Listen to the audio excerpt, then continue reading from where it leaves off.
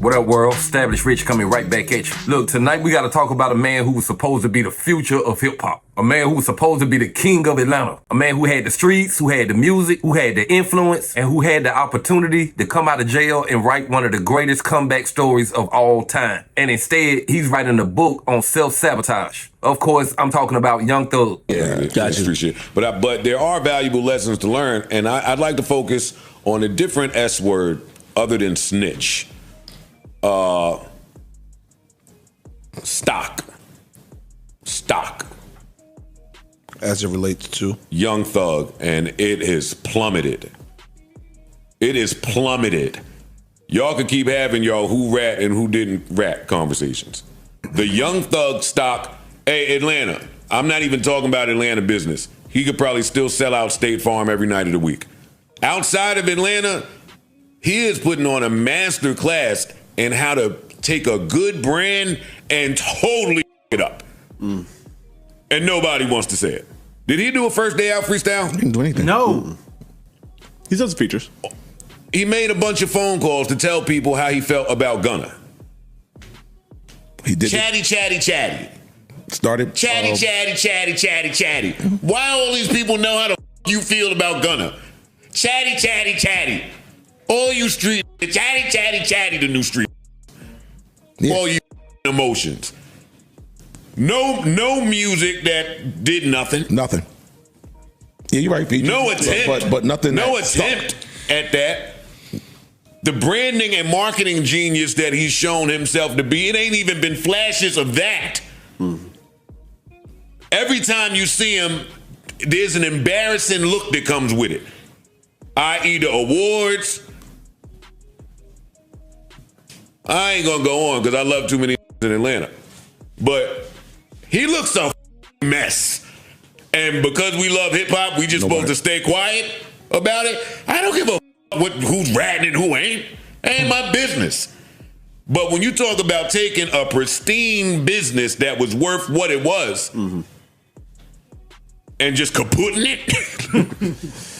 he's putting on a clinic. You're referring to him not embracing Gunna, and that's what you're referring to. Well, that's only a small part of it. Okay, so right, you got to decide if the person that you turn your op has a bright future and is going to manifest that better without you.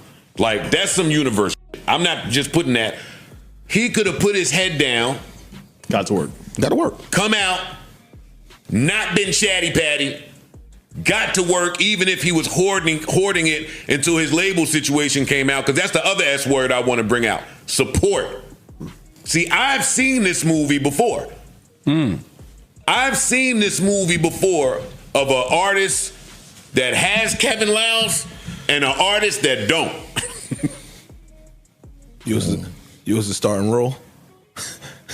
No. I'm gonna see what you I go fell with out this. of favor with my entire label. I was out of there. That's a whole different thing. Kevin Lowndes, shout out to Kevin Lowndes. Praying for you always. Kevin Lowndes had 300. 300 had them. Kevin Lowndes took the stand. Whatever hits you heard, whatever marketing, however he appealed, the GQs, all of this white press, all of that crossover appeal, none of that happens by yourself. That's not just you in Atlanta in a basement making slaps, unless you Soulja Boy, and even that has to be connected to a label somehow. So then there was the 300, everybody in 300, no longer in this building. We sold this. There was that whole thing. And now Kevin Lowndes is going through whatever he's going through on his own. I'm sure he's got his plate full. And he ain't really there from looking. And it looks like somebody of Kevin Lowndes' stature is not there anymore. It looks like an artist that's left to his own. Figure it out. Yeah, that's what it looks like. And it looks a mess. Now, let me say this off the top. I didn't need to hear Joe Budden say it. I've been saw this myself. But when Joe Budden said he's putting on a masterclass in how to destroy your brand, I couldn't do nothing but agree. Look, this is bigger than snitching. This is bigger than leaked phone calls. This is about a man who doesn't understand the gift he had. See, hip-hop gave Young Thug the platform to be free. Free in his style, free in his music, free in his fashion. And for a while, he used that freedom to change the game. But now, he's using that freedom to destroy himself. Let's talk about this 2-hour interrogation tape. 2 hours long, sitting in front of the police, saying, I'll tell you whatever you want to know.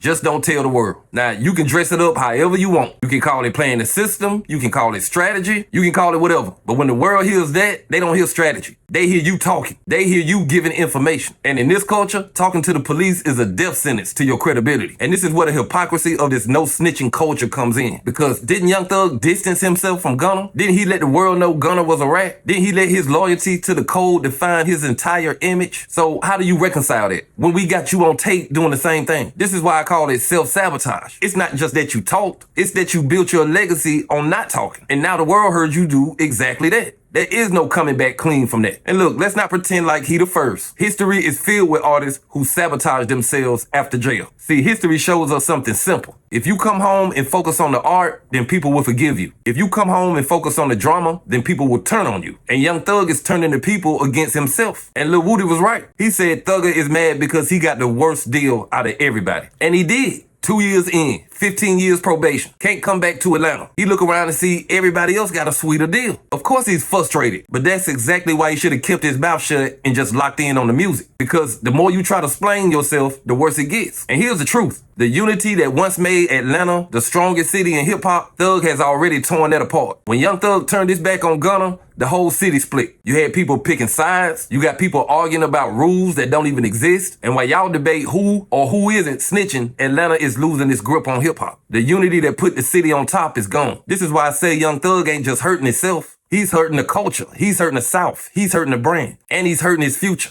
Because honestly, how does he come back from this? Music, maybe. A hit, possible. But credibility, that's gone. And once the streets don't believe you, it don't matter what the charts say. That's why I say honesty is the best policy. And if Thug would have just stood on his truth, whether people liked it or not, he'd be in a better position. Because he's out here projecting an image he never really lived up to. And now the whole world knows it. So I'm gonna leave y'all with this. Young Thug is proof that the biggest enemy to your legacy is not the police. It's not the prosecutors. It's not even the ops. It's yourself. And until he faces that truth, until he owns his own reality, this story ain't gonna end with a comeback. It's gonna end with a collapse. But that's just my opinion. What's yours? Like, comment, subscribe, establish rich. I'll be back with another one. Peace.